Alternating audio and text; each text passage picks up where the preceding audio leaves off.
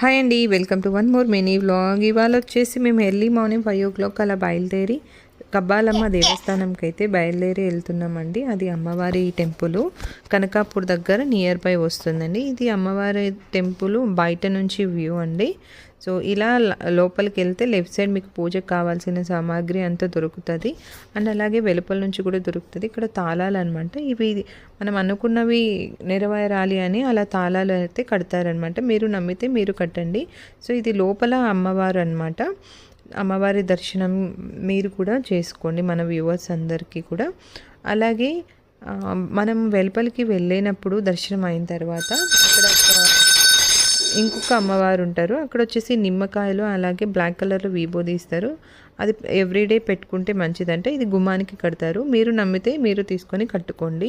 అలాగే ఈ బయట సైడ్కి వెళ్ళినప్పుడు వ్యూ అండి. ఇక్కడ బయట అన్నీ మనకు కావాల్సినవన్నీ దొరుకుతాయి.